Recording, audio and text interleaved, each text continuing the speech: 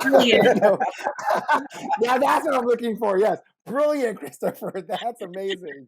We're gonna edit that. We're gonna go right to Paid a for that brilliant. one. Yeah, that'll be the kickoff. What? Uh,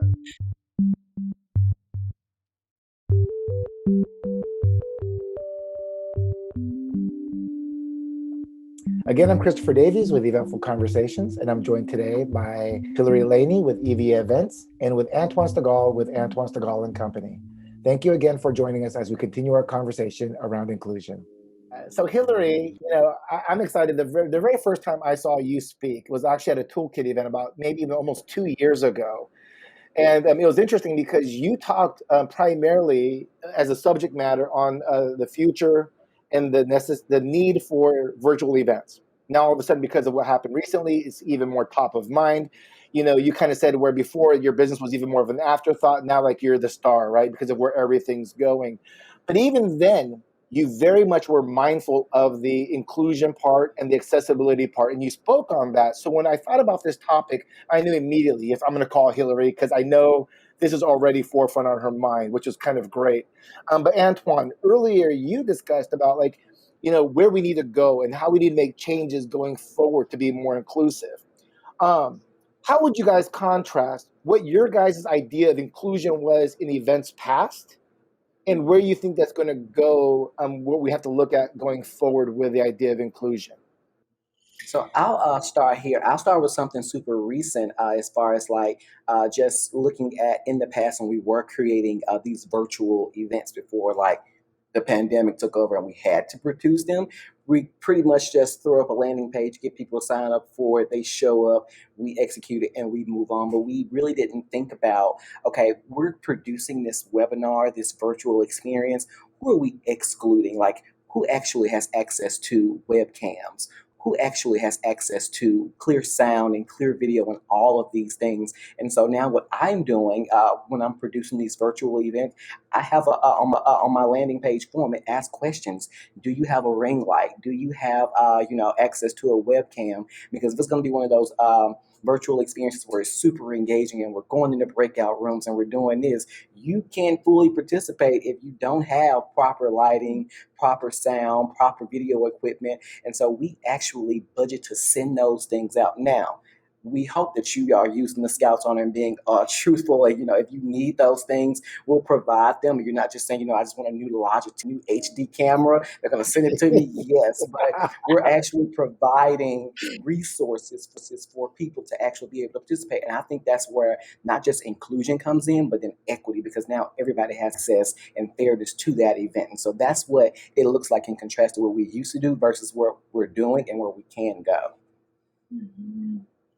Yeah. And from where I sit, I'm just excited, to be honest. I think really what this has done has just expedited our mission. At Evia, we've been, like you said, we've been doing this for a long time. And at the core of our solutions and the strategy that we've always executed on with our customers in the tech space, this has been one of the reasons that they've pursued it. And it's been quite the journey, because I would say leading up to the pandemic and this shift in the way people are doing things, it wasn't as open. Not as many organizations were willing to invest in that. And it was always kind of a struggle, I would say, as a business owner, of we've got to fight the fight. Not only are we marketing ourselves, but we're also trying to educate and, really promote the value of what this is about.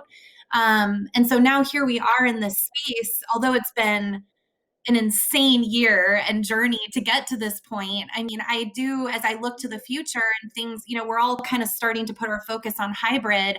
I'm beyond thrilled, because I just think that I know what the end result can be, because I've seen it happen within these other organizations like Microsoft and Amazon, where year over year, the more that you include that reach, expand that reach and include more people in the conversation, it grows. It grows the event, it grows the audience, it grows the conversation, it challenges people, all of the above. And so we really have a focus on the content aspect of that. And so what I'm looking forward to is all of these networking tools and, other things that have been built and new technologies that have surfaced and will continue to surface that can continue to include more groups and just make it that much more accessible. So assuming that we all continue down this path and don't, fall back into any of our old ways, I think it's like nothing but amazing things ahead for the industry.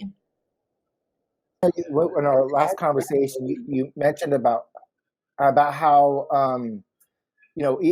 even though in the past people have integrated virtual events, it really wasn't as inclusive, right? Like, it was still the same group of people, but it really wasn't utilized the way that it has kind of been more so lately, right? And you made a comment too where we talked about how events, they really set the tone for so much more. So there's a lot at stake to do this well. And it's interesting to kind of look at, we just thought, with naturally we're starting to learn more that it becomes more of an inclusive event because of some of the technologies that we're bringing to the table. Mm-hmm. Oh, I think what I was saying was Hilary always like drops these gems, like oh yeah, and this too. But no, it's like you talk about growing the brand and all the things. And I was like, it to really put that business case on top of why inclusion and equity and diversity is important is because it's growing the brand, it's growing awareness, but it's also growing revenue, it's growing impact. And when you look at those things, people, CFOs get excited, and then marketing officers get excited, and it's like that's why it's important, not just because it's the right thing to do, but also we can also hit some of our goals that we set out business wise for this year. And I think that's another reason why it's so important, because we can do the moral thing, but we also can put the business case to it as well. Another thing that you brought up before in the past, both of you guys have talked about this, but there's a strategy that has to be implemented, and there's also a budget. Going back to what you talked about, Antwone, as well.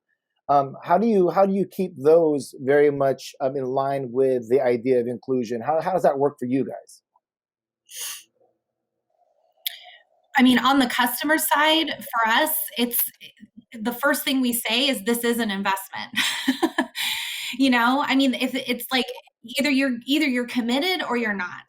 And it's, you can talk the talk and say all these things, but until you start investing in something, it doesn't work. I mean, we all know that, right? So we're really upfront about that, to say that this is it's an add-on, it's an extension to what you're already doing. And I think, again, this new world that we exist in, the great thing is that so many businesses now understand that value and the ROI. So I think, the ability to create space for that budget to make it happen it's a different perspective now than they had before. Because in the past, it was always, you got to take the leap, see what happens. And oh, by the way, it takes one, it's not going to be the first event that you're going to see this impact either.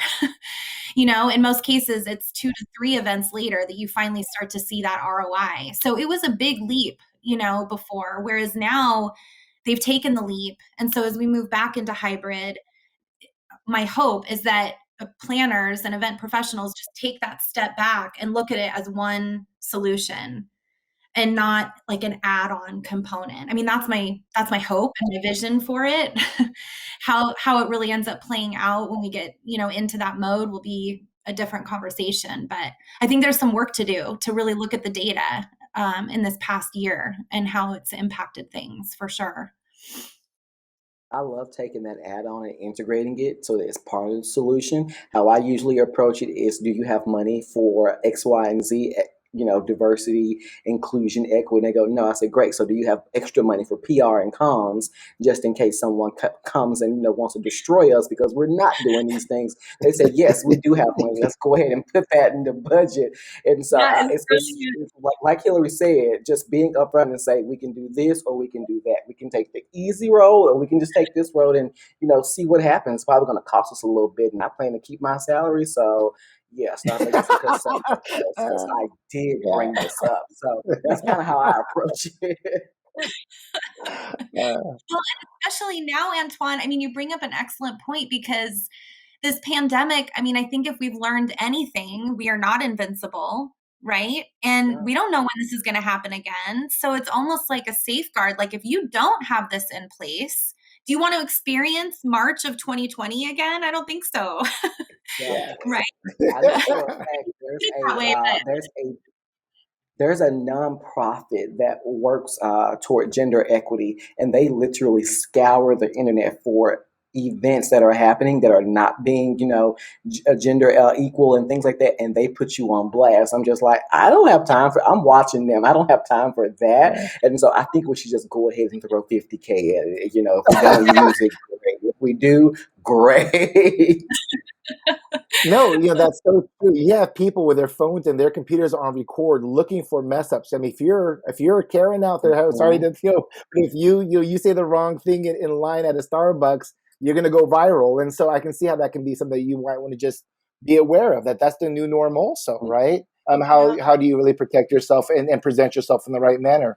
I will say this though, I like your enthusiasm and your optimism, Hillary, when you sit there and say, we love to hope that the right things are going to take place and it's going to show at the end.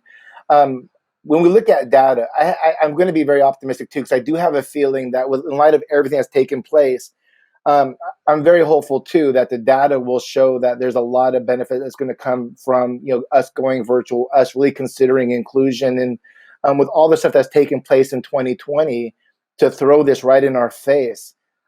Maybe it was such a great thing that's going to come out of it is looking at, man, there was a lot of value that we took. There are people who are more comfortable. There are people who had more access in light of what we were thrown into. So, and it's going to help us as we start to go back to live events to incorporate these things to make sure that, man, we don't want to lose this, right? We want to hold on to what we've learned.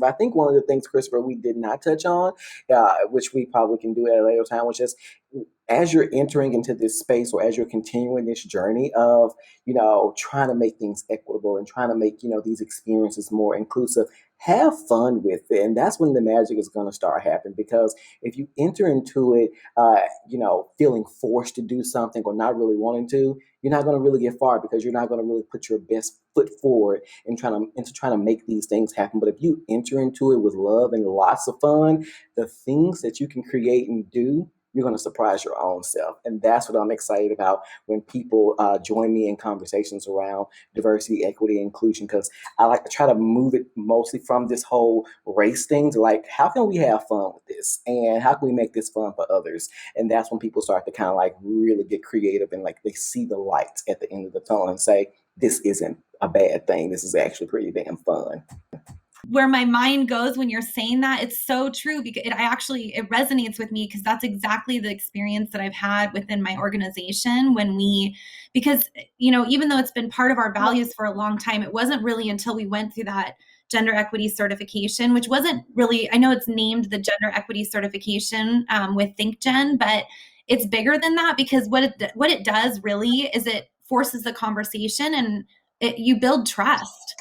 I mean, just by opening the door and by me as a leader going to my team and saying, this is important for us as a business, we need to be talking about it, that alone opened up a door for the conversation to happen. And then it just went from there. And it has been this journey of the people on my team, everybody getting more comfortable with the type of language we can use around it and thinking of each other in a different way. And it just sort of breaks down these barriers that don't need to be there. If you just start talking about it and like let your guard down and just say, you know what, I don't know anything about this stuff, teach me.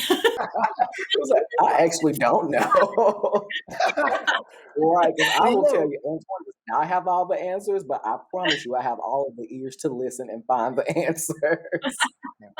You guys hit on a very good point. When you talk about the fun aspect of the events, I mean, I think that's what everyone wants from an event at the end of the day, right? How much more productive does it become when it's fun? And when you add comfort into the equation, that opens people up to be more comfortable. And that's almost the key to having fun, right? Like, have you ever been uncomfortable and had a good time? And so when we talk about inclusion and some of the strategies you guys talked about, really, you're just throwing in this catalyst to create a fun experience. So I love the fact, Antwone, that you brought that up. Good way to kind of close this out, I guess you can say. So I just want to thank you all for joining me today. You guys were incredible to have. I love the conversations that led to this. I'm glad we can share this with people who are listening to the show. And thank you guys. Thank you. For having us, Chris. Yeah. Nice to meet you, Hilary. You too, Antwone.